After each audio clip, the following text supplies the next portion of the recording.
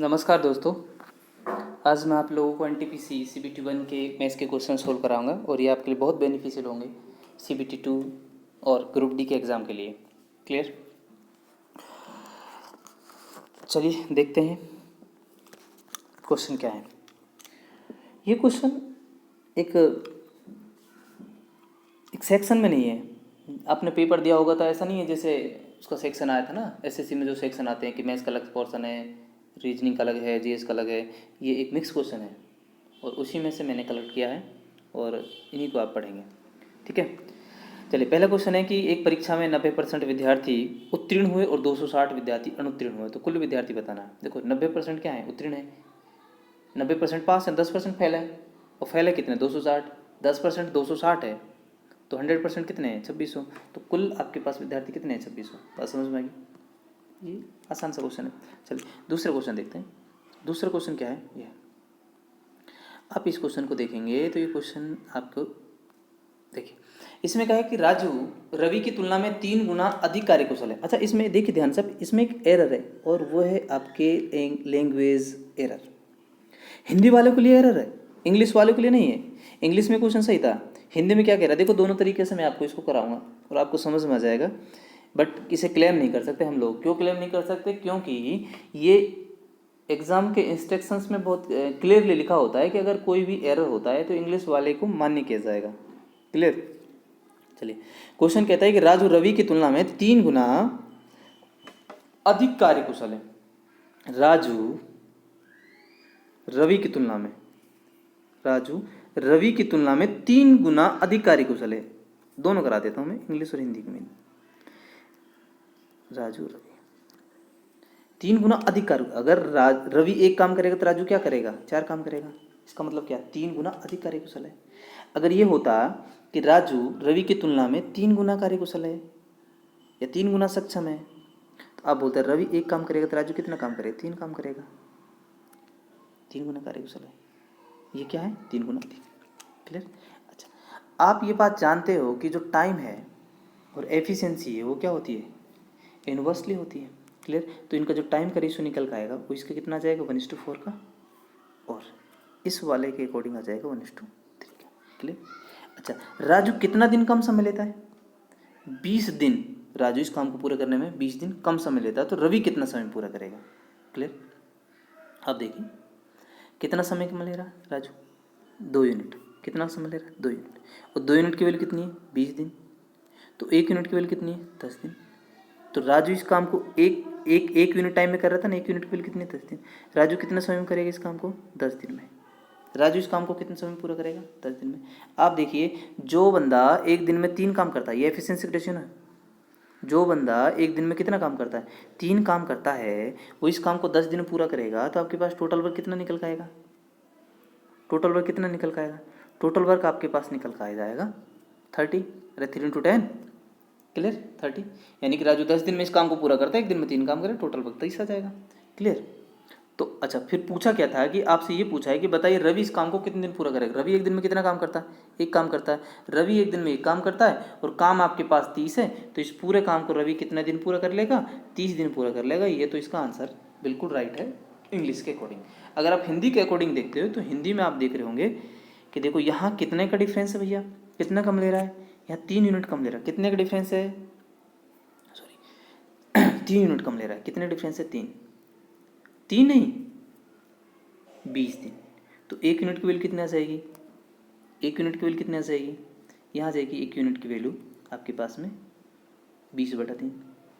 यानी कि यहाँ राजू 20/3 दिनों में पूरा करेगा, जबकि राजू एक दिन में कितना काम कर रहा है, यहाँ पर राजू एक दिन में यहाँ पर 4 काम कर रहा है। आप देखिए यहाँ पर राजू एक दिन में कितना काम कर रहा है, 4 काम कर रहा है। और राजू कितने दिन पूरा कर रहा है, इसे 20/3 दिन में पूरा कर रहा है। एक दिन में कितना काम कर रहा है, 4 काम कर रहा है। टोटल वर्क निकालो कितना आ जाएगा, 80/3। टोटल आ जाएगा यहाँ पर कितना, 80/3। टोटल काम आपके पास यहाँ पर निकल का आएगा 80/3। अब आपसे पूछा गया है, क्या पूछा गया, रवि कितना दिन पूरा करेगा। रवि एक दिन में कितना काम कर रहा था, एक काम कर रहा था ना रवि। रवि एक दिन में कितना, एक काम करेगा, तो 80/3 काम को पूरा कितना दिन पूरा करेगा, 80/3 काम को 80/3 दिन में ही पूरा करेगा। यानी कि 26 से ही 2/8 दिन में पूरा करेगा। बात समझ में आ गई? तो ये हिंदी के अकॉर्डिंग ये क्वेश्चन क्या था, गलत था। क्लियर? तो ये बात आपको समझ में आई होगी। अभी मैंने 2 क्वेश्चन कराए और दोनों आपको समझ में आए होंगे, उम्मीद करता हूँ। नेक्स्ट क्वेश्चन देखते हैं। नेक्स्ट क्वेश्चन, चलिए क्वेश्चन क्या है। क्वेश्चन कहता है कि हुमा की माँ ने हुमा को ABCD से नामांकित ब्लूबेरी की 4 टोकरियाँ दी हैं। यानी कि हुमा की माँ ने हुमा को दी 4 टोकरियाँ, जिसमें क्या है, ब्लूबेरी है। प्रत्येक बेरी का वजन 5 ग्राम है। उस टोकरी को छोड़कर जिसमें सभी बेरी सड़ी हुई हैं, जहां प्रत्येक बेरी का वजन 3 ग्राम है। यानी कि उसने 4 टोकरी दिया है ABCD और 3 टोकरियां हैं, 3 टोकरी में 5-5 ग्राम की बेरी है और जिस टोकरी में सड़ी हुई है, यानी कि सड़ी हुई बेरी है, उसमें ग्राम जो है प्रत्येक बेरी का 3-3 ग्राम है। क्लियर? हुमा ने टोकरी ABCD से क्रम से 1, 2, 3 और 4 बेरी निकाली और उसका वजन 44 ग्राम प्राप्त हुआ। तो सड़ी हुई बेरी किस टोकरी में है? बात समझ में आ गई? यानी बहुत अच्छा क्वेश्चन है और आसान क्वेश्चन भी है।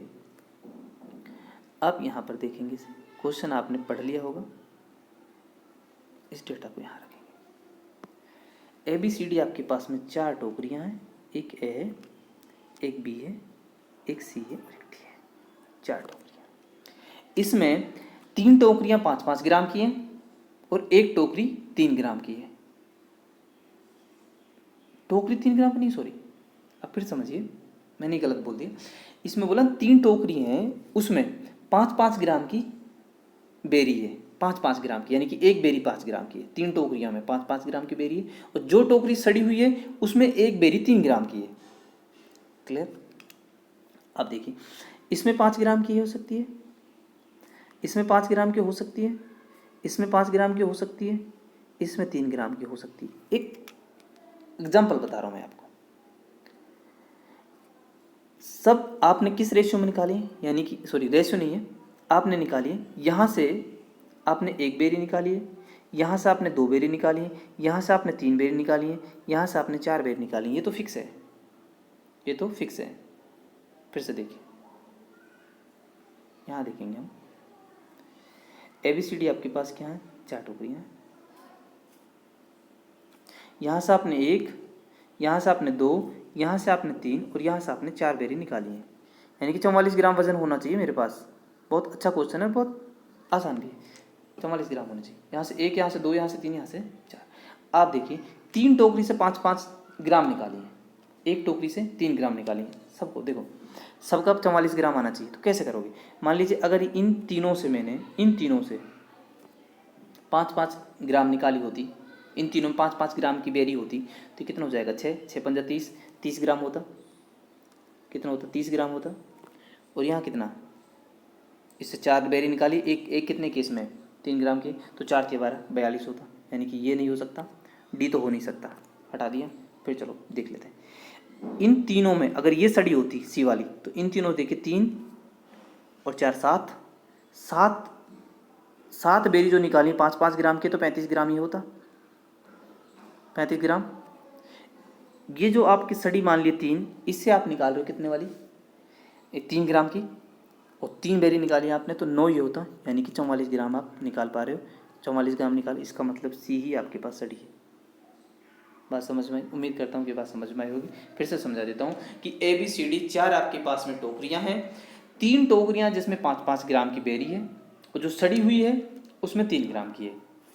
1, 2, 3, यानी कि तीनों से, ये तो फिक्स है कि पहली से आप 2 निकालोगे, दूसरी से आप 3, दूसरी से आप 2, तीसरे से 3, चौथी से 4, इतनी बेरियां आप निकालोगे। और ये बताना है कि कौन सी टोकरी है जिसमें सड़ी बेरियां हैं।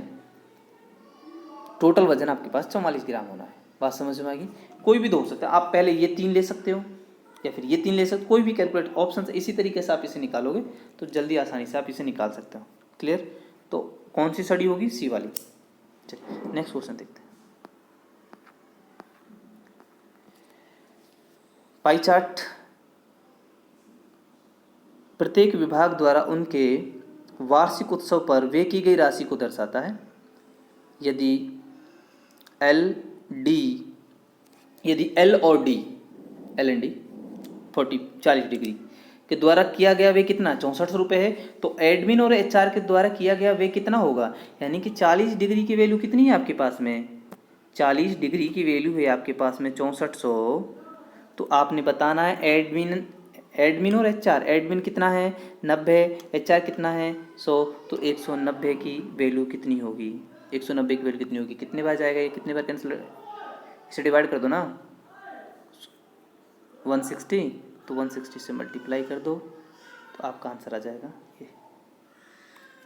क्लियर, बहुत आसान था, सिंपल सी बात है कि देखो 40 डिग्री की वैल्यू आपके पास इतनी है, एडमिन और एचआर पूछा है, एडमिन 100 है, एचआर 90 है, तो 190 की वैल्यू कितनी होगी, इसे 40 से डिवाइड कर दो और 160 से गुना कर दो, ठीक है, 190 से गुना कर दो, ठीक है।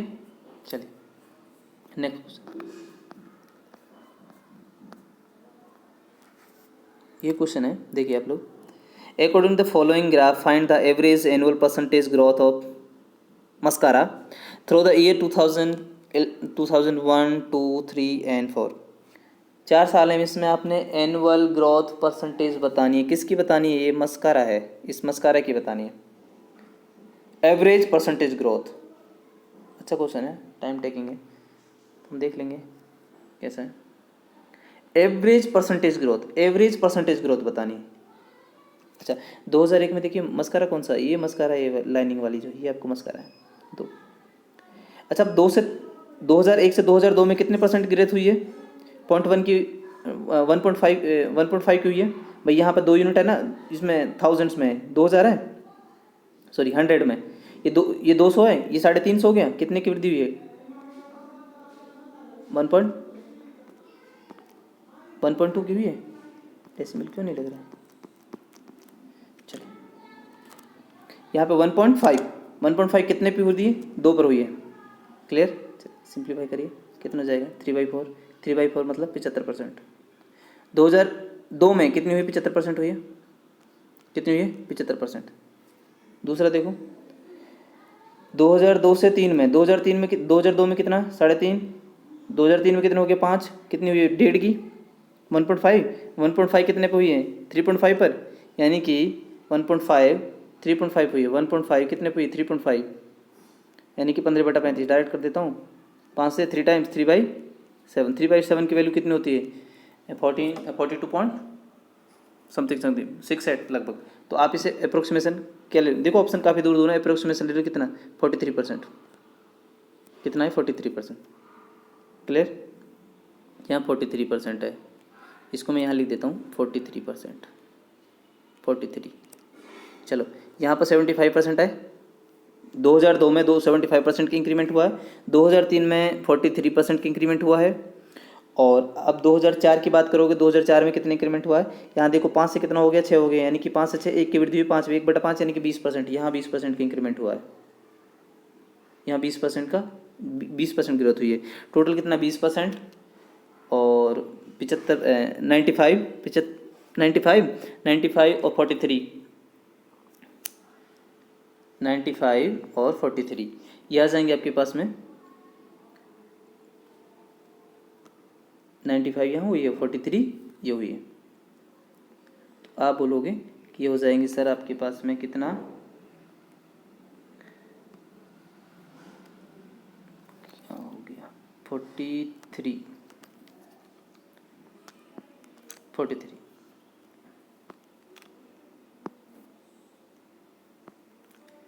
ये हो रहा है 43, ठीक है टोटल, तो ये हो जाएगा आपके पास में 138%, 138%, कितने पे हुई है 3 में हुई है, एवरेज निकाला ना, कितने पे हुई 3 पर हुई है, तो आप 3 से इसे डिवाइड कर दीजिए तो आपके पास एवरेज निकल कर जाएगा 4 और 6, 46% एवरेज ग्रोथ है।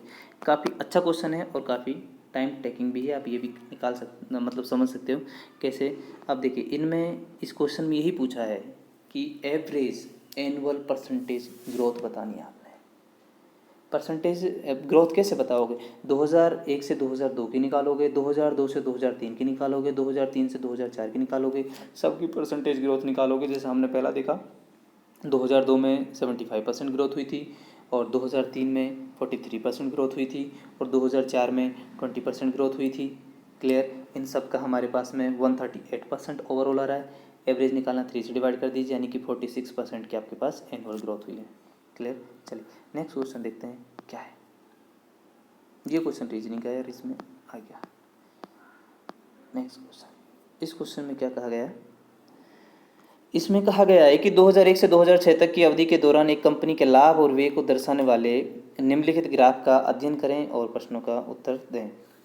उन वर्षों की संख्या ज्ञात कीजिए जिनमें दिए गए वर्षों के औसत लाभ से अधिक लाभ हुआ। औसत लाभ से अधिक लाभ हुआ है, औसत लाभ से। अच्छा, प्रॉफिट कौन सा है आपके पास? ब्लू वाला प्रॉफिट है और ऑरेंज वाले क्या है? ये एक्सपेंस है, ये खर्चा है। औसत लाभ से सबको ऐड कर लीजिए। औसत लाभ से सबको ऐड करोगे तो कितना हो जाएगा? 40, 80, 8 से 14 140, 210, 210, 300, 380, 380 और ये हो जाएगा 10 और 10 20, 405, 405, 405 है ना?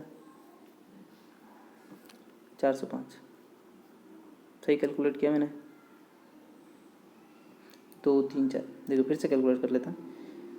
5 4 4 8, 8 से 14 140, 140, 210, 210, 310, 310, 390, हाँ सही, 405। कितने हैं टोटल आपके पास में? टोटल आपके पास 1 2 3 4 5 6, 6 से डिवाइड कर दीजिए तो कितना? 6 6 36, ठीक है। कितना हो जाएगा? 4 6 7 सम लगभग लगभग कितना आ रहा है? इतना नहीं आ रहा है, 65 से ज़्यादा, तो 1 2 3, ये होगा 3 आपका आंसर। क्लियर। नेक्स्ट क्वेश्चन देखते हैं। यदि ए द्वारा फोर्थ क्वाड्रेंट में स्थित है, ए क्या है? ए कौन सा है? द्वितीय क्वाड्रेंट में, सॉरी, ये जो है द्वितीय क्वाड्रेंट में स्थित है, द्वितीय चतुर्थांश में स्थित है। ए जो भी एंगल है वो द्वितीय क्वाड्रेंट में है। तो आपने बताना है कि 5 साइन है प्लस 12 कॉस है प्लस 10 स्क्वायर है माइनस 1 स्क्वायर है -1। अच्छा, अब एक देखिए, इसकी तो वैल्यू 1 हो जाएगी, ये वाली वैल्यू जो, क्यों? क्योंकि इसका मतलब क्या होता है? 10 स्क्वायर, 10 स्क्वायर फर्क होता है और ये तो कैंसिल आउट हो जाएगा, 1 नहीं सॉरी 0 हो जाएगी। ठीक है, 0, इसी की वैल्यू निकालनी है आपने। ये भी आप देखिए। अच्छा, यहाँ पर भी आप अगर देख रहे होंगे तो कॉस किस में आएगा? नेगेटिव में आएगा, क्योंकि सेकंड क्वाड्रेंट की बात है, सेकंड क्वाड्रेंट की बात है, यानी कि पॉजिटिव साइन 10 और इसमें से साइन और कोसेक पॉजिटिव होंगे और सब नेगेटिव होंगे, तो ये नेगेटिव आएगा। तो बस अब यहाँ से देख लीजिए, तो अब यहाँ से निकाल रहे होंगे तो ये कितना जाएगा? साइन थीटा की वैल्यू कितना जाएगी? साइन थीटा यानी कि साइन ए की वैल्यू हो जाएगी आपके पास 12/13। अच्छा, ये 12/13 है, तो कॉस की वैल्यू कितनी आ जाएगी? कॉस की वैल्यू कितनी आ जाएगी? 5/13। कॉस की वैल्यू कितनी है? 5/13। 12/13 कॉस कितना? 5/13। तो आप 5 यहाँ से मल्टीप्लाएंगे, 12 यहाँ से मल्टीप्लाई करोगे, इसकी वैल्यू पॉजिटिव होगी, इसकी वैल्यू नेगेटिव होगी, आंसर विल बी 0। आंसर 0। दूसरा क्वेश्चन देखिए, सेम क्वेश्चन रिपीट हो गया। संख्या इतने में 2 और 4 के स्थानीय मानों का अंतर। प्लेस वैल्यू पूछिए, प्लेस वैल्यू बहुत आसान होता है। देखो 2 के बाद कितने जीरो हैं, कितने नंबर हैं? 1 2 3 4 5, तो 5 जीरो लगा दो बस, क्या दिक्कत है? ठीक है। 4 के बाद कितने जीरो? 1 2, तो लगा दो 2 जीरो। अंतर पूछा है 0 0 6 9 9 1, कौन सा है ये ऑप्शन? ठीक है, समझ में आ रहा है ना आप लोगों के? चलिए, ये जीएस का आ गया इसमें। नेक्स्ट क्वेश्चन देखिए। क्वेश्चन कहता है 74। दो व्यक्ति ए और बी एक दूसरे की तरफ 10 किलोमीटर प्रति घंटा 14 किलोमीटर प्रति घंटा की चाल से चल रहे हैं। यदि उनके बीच की दूरी 24 किलोमीटर है तो कब मिलेंगे? एक दूसरे की तरफ चल रहे हैं, यानी कि वो इधर चल रहा है, वो इधर चल रहा है, वो 10 चलेगा, वो 14 चलेगा, दोनों कितने चलेंगे? 24 चलेंगे, 24 किलोमीटर प्रति घंटा चलेंगे ना। वो 1 घंटा में 10 चलेगा, वो 1 घंटा में 14 चलेगा, दोनों एक दूसरे की तरफ 24 किलोमीटर चलेंगे 1 घंटे में। दूरी कितनी है? 24 किलोमीटर है, 24 से डिवाइड कर दो, कितना जाएगा? 1 घंटा, 1 घंटे बाद मिल जाएंगे। नेक्स्ट क्वेश्चन देखिए। बाबू ने 3 लाख की एक कार खरीदी है और अपने बेटे के लिए 1 लाख रुपए में एक बाइक खरीदी। वाह। उसने कार को 10% लाभ पर और बाइक को 20% हानि पे बेचा है, तो उसका नेट प्रॉफिट या लॉस परसेंट आपने बताना है। जब प्रॉफिट परसेंट की बात होती है तो आपको एक्चुअल वैल्यू से कोई मतलब नहीं है। बाबू जो हैं वो तो बाबू ही है और बेटा जो है सन है। बाबू ने 3 यूनिट में खरीदी, यानी कि 3 यूनिट खरीदी है, बेटे को 1 यूनिट की खरीदा है, मतलब बाइक खरीदी है। और उसने कार को 10% लाभ पे बेचा, तो 10% लाभ पे बेचा तो 3 कितना हो गया, 30% का हो गया। 20% हानि पे बेचा तो कितना हो जाएगा, 20%, एक पर 20% का लॉस हो जाएगा। ऑल ओवर देखोगे तो कितना हो जाएगा, 30% का लाभ, 20% का लॉस। तो ऑल ओवर आप देखोगे तो क्या हो रहा है, 10% का प्रॉफिट हो रहा है। 10% क्या हो रहा है, 10% का प्रॉफिट हो रहा है। कितने पर हो रहा है, कितने पे हो रहा है 10% का प्रॉफिट। आप ये देखिए ना कितने यूनिट है, 3 यूनिट। अरे तीन, ये 3 की और 1 की थी ना, 4 यूनिट पर। 3 यूनिट की थी, 1 यूनिट की थी, कितने पूरा है, 4 यूनिट पर। कितने पूरा है, 4 यूनिट। 10% का प्रॉफिट 4 पर हो रहा है। अब 4 से डिवाइड कर दीजिए। अरे जीरो क्यों आ गया इसमें, 4 पर डिवाइड कर दीजिए। क्लियर, 4 से डिवाइड करोगे तो कितना आ जाएगा, 2.5% प्रॉफिट। क्या हो जाएगा, 2.5% का प्रॉफिट। ठीक है, पॉजिटिव में प्रॉफिट होगा। चलिए नेक्स्ट क्वेश्चन हम देखते हैं। नेक्स्ट क्वेश्चन क्या है, बहुत आसान है, इसको सभी कर सकते हो। ये कह रहा है कि भाई 5a minus 2b equals to 0 है, तो 5a इक्वस टू कितना है, 2b। तो a और b की वैल्यू आ जाएगी आपके पास में कितनी, a और b की वैल्यू आ जाएगी आपका एंड कितना आ जाएगा, 2:5, 2:5 आ जाएगी। इसी प्रकार से आप निकाल सकते हो b और c की वैल्यू, b और c की वैल्यू, b और c की वैल्यू निकालोगे तो आपको पता है ये इक्वल होगा। तो b और c की वैल्यू कितना जाएगी, 5:4, 5:4। तो b की दोनों जो इक्वल है, इक्वल नहीं होते तो इक्वल कर लेते। तो a 2 है तो c कितना 4 है, c और a की पूछिए तो 4:2 यानी कि 2:1। तो आपका आंसर हो जाएगा 2:1। क्लियर, चलिए नेक्स्ट क्वेश्चन देखते हैं। नेक्स्ट क्वेश्चन क्या कहता है, ये कहता है 40% वस्तु को 2% हानि पे बेचा है, इसको 4% लाभ पे बेचा, यदि 250 रुपये का लाभ हुआ है तो उसके द्वारा तो बेची जाने वाली वस्तु का क्रय मूल्य बताना है, कॉस्ट प्राइस बताना है। 40% कितने बेचा, 2% हानि पे बेचा। 40% की वैल्यू कितनी होती है, 2/5। कितनी होती है, 40% की वैल्यू होती है 2/5, यानी कि 2 और 3। 2 को उसने बेचा 2% हानि पर, तो टोटल कितनी होगी, 4% की हानि हुई है। यहाँ पर 4% की हानि हुई है। और आप 3 को बेच रहे हो 4% लाभ पर, तो टोटल लाभ कितना हो रहा है, 12% का लाभ हो रहा है। ऑल ओवर अगर आप प्रॉफिट देख रहे हो तो आपको कितना प्रॉफिट मिल रहा है, 8% का प्रॉफिट मिल रहा है। 4% लॉस, 12% प्रॉफिट। ऑल ओवर देख रहे हो तो आपको 8% का प्रॉफिट हो रहा है। 8% का नहीं हो रहा, कितना हो रहा है, 250 रुपये का हो रहा है। तो आप बोलोगे जी 8% की वैल्यू है कितनी आपके पास में, 250। तो 100% की वैल्यू निकालोगे तो क्या करोगे, 250 डिवाइड बाई 8 इंटू में क्या करोगे, 100। लेकिन ध्यान रखना हमने सी पी कितना लिया था, 5 यूनिट लिया था। अब इससे मल्टीप्लाई करोगे तो आपके पास वैल्यू निकल कर आ जाएगी, जो कितनी होगी, 15,625। This is right answer. Clear, next question देखते हैं। चक्रवृद्धि ब्याज पर उधार दी गई 6,000 रुपये की राशि 3 वर्ष में कितनी हो जाती है, 6986। तो रेट परसेंट बताना है। 6,000 रुपये, 6,000, 6,000, 6,000 कितने हो जाएंगे आपको पता है। कंपाउंड इंटरेस्ट में क्या होता है, कंपाउंड इंटरेस्ट में होता है जब हम प्रिंसिपल से अमाउंट बनाते हैं तो उसको एक पावर के रूप में चलाते हैं। 1 साल की 1 पावर, 2 साल की 2 पावर, 3 साल की 3 पावर। तो वैसे ही जब हम टाइम निकालेंगे तो इसे क्यूब रूट कर देंगे। और आप इसे क्यूब रूट कर दीजिए, क्या दिक्कत है। जब आप क्यूब रूट करोगे तो इसे 6 से कैंसिल आउट कर लीजिए। 6 से करोगे तो ये हो जाएगा 1000 और ये हो जाएगा आपके पास में 1331, यानी कि आपको पता चल गया कितने का होता है। ये होता है 11 का, ये कितने का होता है 10 का। तो आपके पास रेट ऑफ इंटरेस्ट कितना जाएगी, 10%। 10 रुपये पे 10 रुपये का प्रिंसिपल है, प्रिंसिपल और अमाउंट का रेशियो निकल कर आ जाएगा ना 1 साल का। तो 10 रुपये का पर 1 साल में कितना बन रहा है, 11 बन रहा है। तो 1 रुपये का ब्याज बन रहा है। 1 रुपये का ब्याज कितने पर, 10 पर। तो 1/10 कितना होता है, 10%। चलिए नेक्स्ट क्वेश्चन की बात करते हैं। क्वेश्चन क्या कहता है, ये कहता है कि 20 जो है प्रतिशत क्षणों का माध्य जो है कितना है, 50 है। उसके बाद ये पाया गया कि 13 और 24 को गलती से इतना लिख दिया गया है। अच्छा 13 को कितना लिखा है उन्होंने, 13 को बढ़ा के लिख दिया उन्होंने। कितना बढ़ा के लिख दिया, 31, 18 ज़्यादा लिख दिया। अच्छा जी, इसको कितना लिख दिया, 42, 18, इसको भी 18 ज़्यादा लिख दिया। इसका मतलब उन्होंने 36 ज़्यादा लिख दिया। 36 ज़्यादा लिखा तो 36 कम करना पड़ेगा ना, तो 36 कम करना पड़ेगा। कम कर दो, कितने नंबर कम करोगे? 20 पे कम करोगे। 20 पे कम करोगे तो कितना हो जाएगा? 1.8। 1.8 1.8 और 1.8 एवरेज उसका 50 था, उसमें से कम कर दीजिए, कितना जाएगा? 48.2। बहुत आसान क्वेश्चन है। चलिए नेक्स्ट क्वेश्चन की बात करते हैं हम। यदि घन के प्रत्येक भुजा की लंबाई को दुगना कर दिया जाए तो उसका आयतन मूल आयतन से कितना गुना हो जाएगा? घन की भुजा को कितना कर दिया? दुगना कर दीजिए। दुगना कर दीजिए यानी कि पहली 1 थी तो कितना हो जाएगी? 2 हो गई। आप जानते हैं वॉल्यूम क्या होता है घन का? आयतन a क्यूब होता है, तो ये तो 1 ही रहेगा। 1 का क्यूब कितना हो जाए? 8। तो मूल आयतन का 8 गुना हो जाएगा। आसान क्वेश्चन था। चलिए नेक्स्ट क्वेश्चन देखते हैं। अच्छा, इसमें पूछा which is the descending order in the following fraction.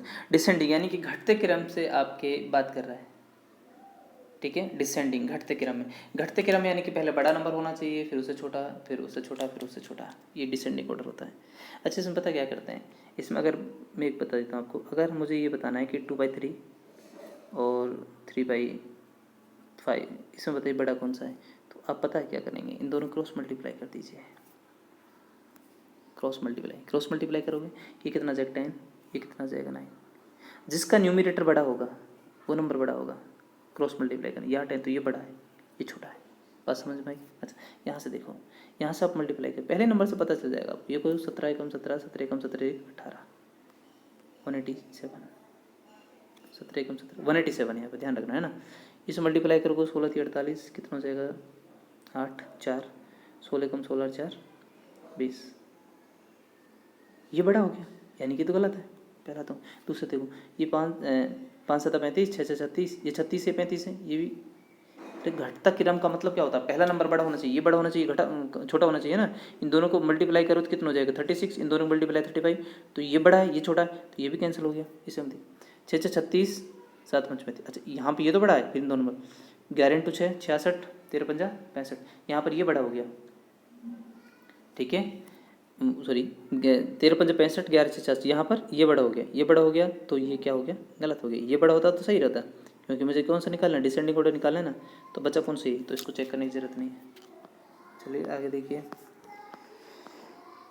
इसके माध्य का क्या होती है? अगर कोई भी नंबर है, माध्य का होती है कि जैसे मेरे पास एक छोटा नंबर है ना, एक तो होता है माध्य तो एवरेज होता है। माध्य का मैं कह रहा हूँ 1 2 3, और ये है माध्य का, बताइए।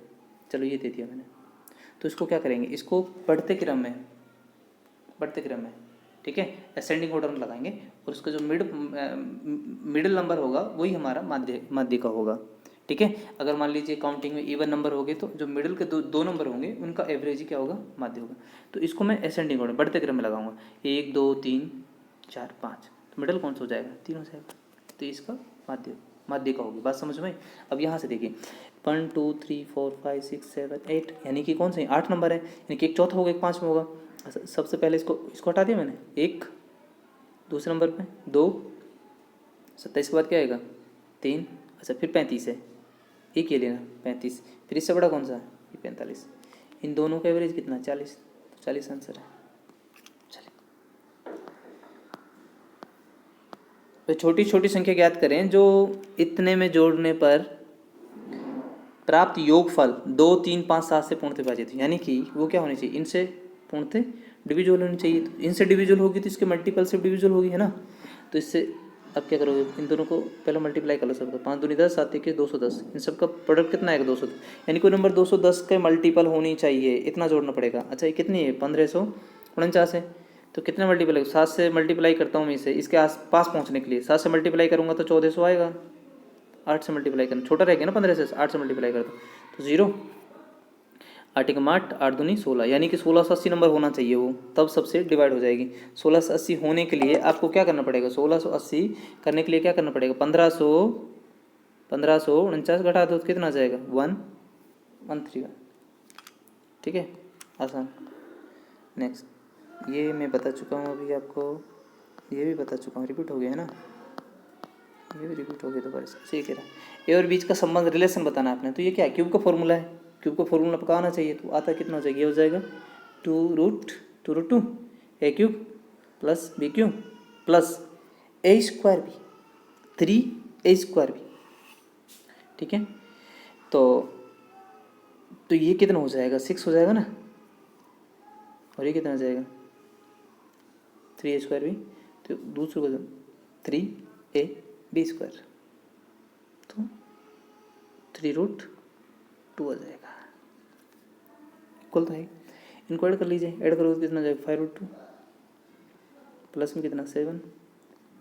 जब कंपैरिजन करोगे तो ये बी की वैल्यू कितना जाएगी, बी की वैल्यू ये है ना, इसको आप आगे पीछे लिख दीजिए, कोई फर्क नहीं पड़ेगा, लेकिन ध्यान रखना है रूट के टू बी रूट जो √2 है √2 के साथ ये है, तो बी की वैल्यू कितनी 5, बी की वैल्यू कितनी है 5, ए की वैल्यू कितनी है 7, बी की वैल्यू कितनी है 5, ए की वैल्यू कितनी है 7, दोनों का डिफरेंस कितना 2, बस खत्म। चलिए आगे देखिए, ये आप निकाल लोगे क्या है, ये है आपके पास ये फॉर्मूला, कौन सा फॉर्मूला, a² माइनस b², कौन सा है a² माइनस b²। अब जानते हैं इसका मतलब क्या होता है, इसका मतलब a प्लस बी और a minus b, a plus b a minus b. ठीक है, a plus b a minus, एक बार दोनों को जोड़ दीजिए और फिर बाद में दोनों को एक दूसरे से माइनस कर दीजिए, क्लियर। अच्छा, इन दोनों का एडिशन कितना हो जाएगा, इनका एडिशन हो जाएगा भाई साहब 800, कितना हो जाएगा 800। अच्छा, दोनों का डिफरेंस कितना हो जाएगा, डिफरेंस हो जाएगा कितना जाएगा, डिफरेंस निकालिए 8, और ये हो जाएगा डिफरेंस 8, और ये आप कितना हो जाएगा 8 13, तो ये कितना हो जाएगा 8, फिर से 8 हो जाएगा। अच्छा, यहाँ कितना हो जाएगा 288, ठीक है 288 अंडर रूट में। अच्छा 288, अब यहाँ से नीचे ले लीजिए, ये कितना, इसको सिंप्लीफाई करिए, ये कितना 8 × 100, अच्छा ये कितना 2 × 144, अच्छा 2 × 1, अच्छा अब यहाँ से देखिए, ये अंडर रूट में ना,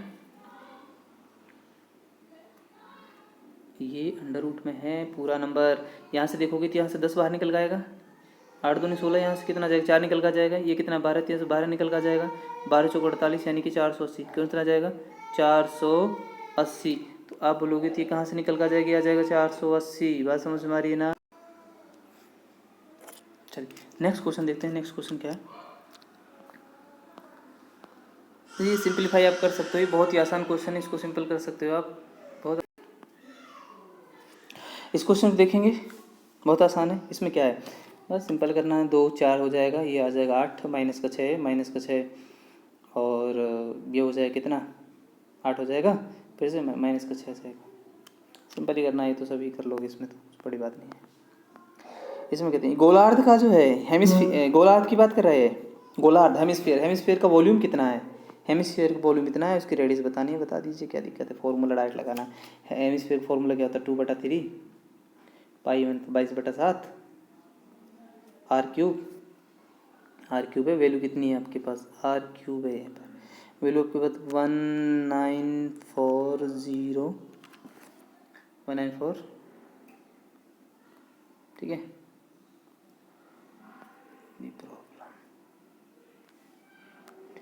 बस आप वैल्यू निकाल लीजिए, निकल का जाएगा आपके पास, ये वैल्यू निकल का जाएगी 21। फॉर्मूला लगाना है इसमें, और कुछ नहीं करना।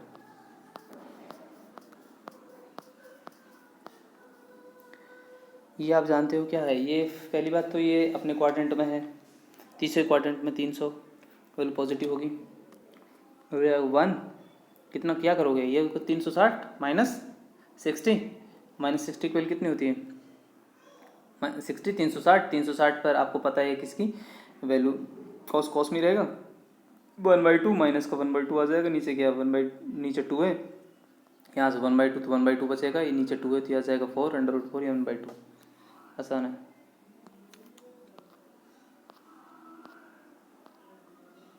अच्छा इस क्वेश्चन देखिए, क्वेश्चन अच्छा है,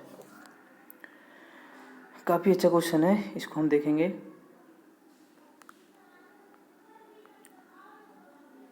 क्या कह रहा है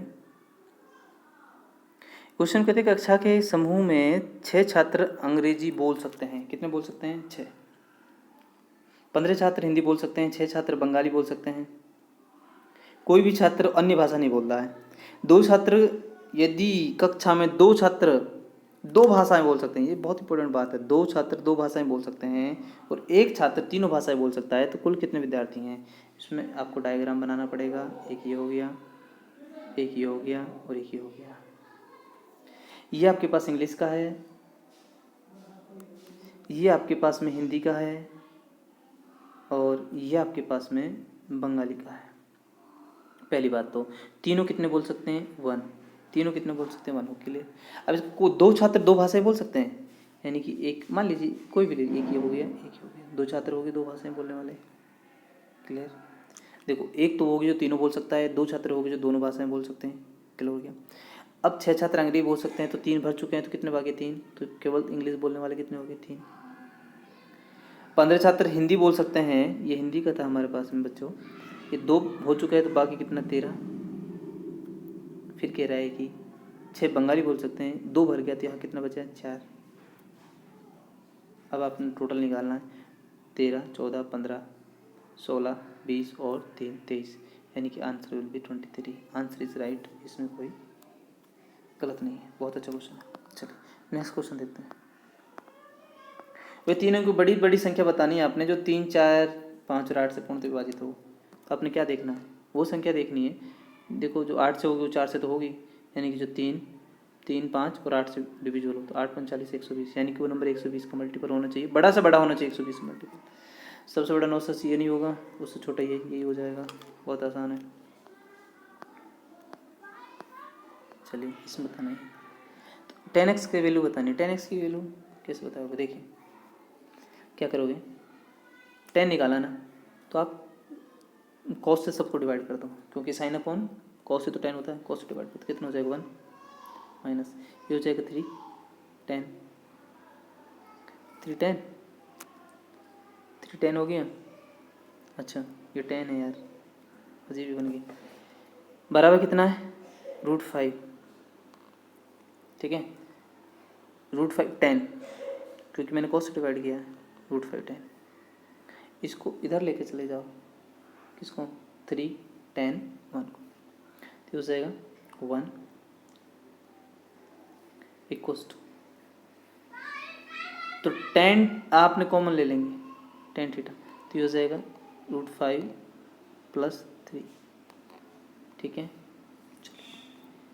√5 + 3, तो 1 अपॉन √5 + 3 या 3 + √5 बराबर क्या? 10 थीटा। ठीक है, बराबर क्या? 10 थीटा इक्वल्स टू, ठीक है, ठीक है। यहाँ पे कितना है? 10, तो ये अपोजिट में आ जाएगा और यह आ जाएगा आपके पास में कितना? 1 अपॉन साइन 10 थीटा की वैल्यू कितना आ जाएगी? 10 थीटा का जाएगी 1 अपॉन में 3 + √5। इसको रेशनलाइज करना और क्या करना? रेशनलाइज करोगे 3 - √5 और यह आ जाएगा 3 - √5। जब आपने रेशनलाइज किया है ये, तो ऊपर क्या आ जाएगा? 3 - √5 डिवाइड बाई कितना हो जाएगा? 94। तो आंसर क्या है होगा आपका? कौन सा है ये? This is the answer of this question. बहुत आसान है। चलिए नेक्स्ट देखते हैं। ये रीजनिंग का क्या? ये कह रहे हैं कि दो बैंकों में समान धनराशियों का निवेश किया जो क्रम से 10% की वार्षिक दर से 12% वार्षिक दर से साधारण ब्याज पर प्रदान की जाती हैं। वर्ष के अंत में ब्याज इतने रुपए का मिलता है, तो प्रत्येक में कितना निवेश किया है? तो प्रत्येक में कितना निवेश बता दीजिए। जब बराबर टाइम है, बराबर क्योंकि आपके पास धनराशि है, तो इससे 10%, इससे 12%, टोटल कितना ब्याज मिल रहा है? 22%। तो आप बोल लीजिए 22% की वैल्यू यही तो है आपके पास, 1650। तो कोई भी एक स्टोर 100% होगी, तो आप इसे जब आप डिवाइड करोगे तो ये कितना जाएगा? 11 से 2 बार जाएगा। 11 से कितनी बार? 11 कम 150, इससे काटिए कितना जाएगा? 75, तो 7500। दिस इज वेरी इजी, बहुत आसान क्वेश्चन है। चलिए नेक्स्ट क्वेश्चन देखते हैं। क्वेश्चन देखिए, क्वेश्चन नंबर 3। XYZ 15 दिनों में कितना अर्जित करते हैं? XYZ तो x plus y plus z, x plus y plus z 15 दिन में कितना अर्जित कर रहे हैं? ये कर रहे हैं आपके पास में 2400 रुपये। यानी कि एक दिन में कितना करेंगे? एक दिन में कितना करेंगे? 2400 डिवाइड कर दीजिए, 15 एकम 15 और 180, 15 एकम 15 तो कितना जाएगा? 15 6 160, sorry 160। Clear? X y z 160 हो जाएगा। उसके बाद आप देखिए कि एक्स और वाई का कितना 16 दिन में कितने कर रहे हैं? एक्स वाई 16 दिन में एक्स वाई की मैं देख रहा हूँ, एक्स और वाई ये दोनों, चलो ऐसे लिखिए, ये दोनों का, इन दोनों का कितना है? 16 दिन का। 16 दिन की बात कर रहा हूँ, 16 दिन में कितना? 1840, 1840 को डिवाइड करो तो 16 एकम 16 2, ठीक है। और यह आ जाएगा आपके पास में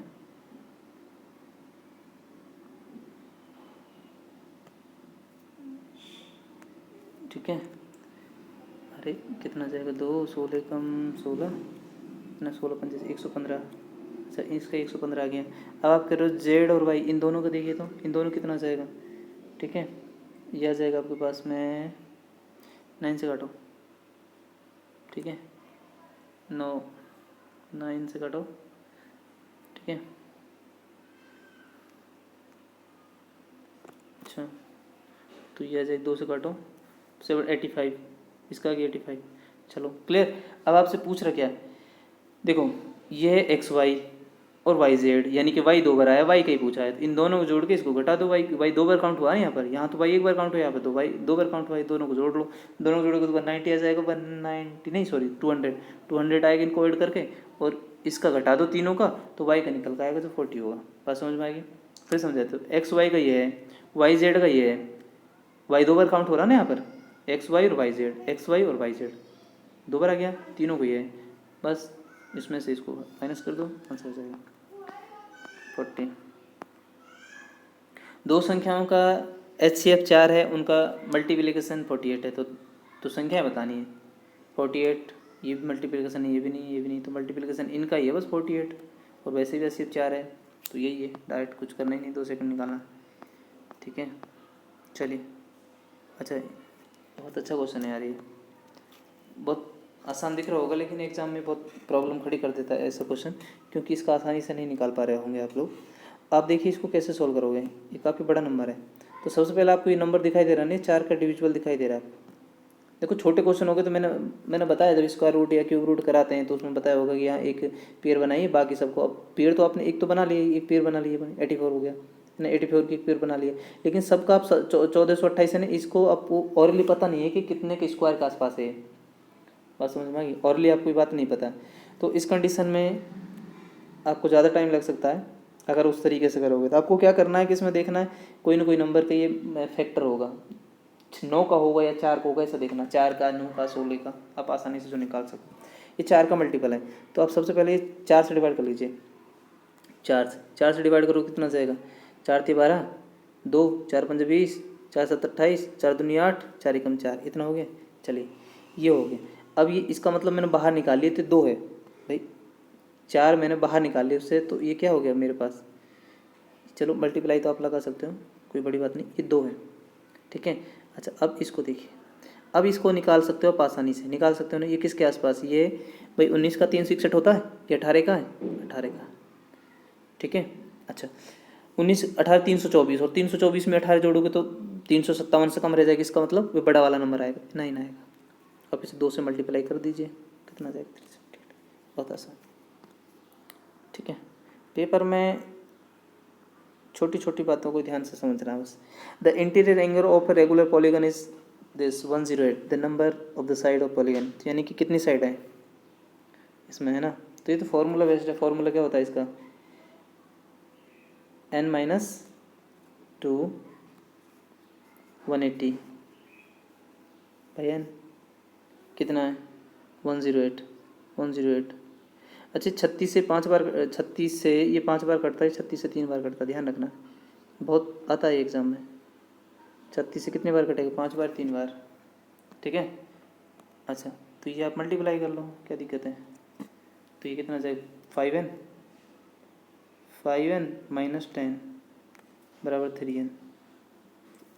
तो 2n की वैल्यू कितनी है, 2n की वैल्यू 10 आ जाएगी, तो n की वैल्यू कितना आ जाएगी 5। आसान। चलिए नेक्स्ट क्वेश्चन देखिए।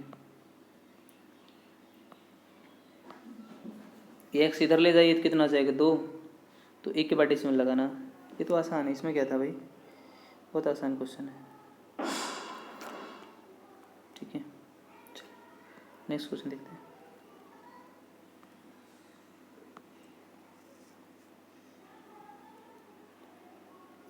ये क्वेश्चन देखिए आप लोग, क्वेश्चन क्या कहता है। अच्छा, इसमें 47 की पावर है। आपको पता है अगर कोई पावर मल्टीप्लाई में होती है, कोई भी नंबर मल्टीपल में होती है तो उसके पावर ऐड हो जाती है, लेकिन डिवाइड में होने पर उसकी पावर माइनस हो जाती है। तो अब यहाँ देखिए 7.5 है, 7.5 है, माइनस 1.5 है, 1.5, अच्छा प्लस कितनी है, लेकिन वो है ही माइनस में, होगी तो प्लस, लेकिन क्या है वो पावर माइनस में, इसलिए वो क्या रहेगी, माइनस रहेगी। माइनस कितनी है 3, इक्वल्स टू 1/2 है, x/2। यहाँ मैं x ले लेता हूँ ना, क्वेश्चन मार्क बाई 2 या जो भी आप करें, तो कितना जाएगा, ये हो जाएगा आपके पास में 4.5 तो 3 इक्वल्स टू x/2। तो x की वैल्यू कितना जाएगी 6। आसान 6 है। ठीक है चलिए नेक्स्ट देखिए। एक परीक्षा में, तो ये मैं करा चुका हूँ 2600। दो संख्याओं का गुणनफल, ये भी हो चुका है, नहीं हुआ है आई थिंक सही। दो संख्याओं का गुणनफल इतना है, उनका योग इतना है, तो पहली संख्या दूसरे से बड़ी है, तो दोनों संख्याओं का अनुपात बताना है। ऑप्शन किस लिए है, ऑप्शन से देख लीजिए बस 4, 5। ये देखो पहली संख्या, देखो ये हो नहीं सकती है, क्यों नहीं हो सकती है, पहली संख्या दूसरी से बड़ी है ना, तो ये हो नहीं सकती है, ये भी नहीं हो सकती है, हटाओ। और वैसे भी ये नहीं हो सकती है, क्यों नहीं हो सकती, क्योंकि 16, 5, 21, 21 तो है नहीं, यही बच रही है, बस हटाओ। क्या करना है इतना, ये हो चुका है जी। यहाँ x की वैल्यू पुट कर दो, यहाँ y की वैल्यू पुट कर दो, तो x कितना हो जाएगा 8, y कितना 9, 17, पहले ही ऑप्शन हो गया। वैसे आप कर सकते हो करना चाहो तो, लेकिन इतना बड़ा नंबर नहीं होगा कि 17 वैसे मल्टीपल नहीं हो रहा, करना चाहो तो इसे आप आगे कर सकते हो, ये आंसर आ जाएगा। चलिए क्लियर। चलिए आज के लिए इतना ही है, और अभी सेटअप कुछ ठीक नहीं हुआ स्टाइलिश वगैरह का, सारी चीज़ सारे मैथ्स के जो हैं क्वेश्चन है आप लोगों को कराऊंगा। आप इसको ज़्यादा से ज़्यादा बच्चों को शेयर करें। धन्यवाद।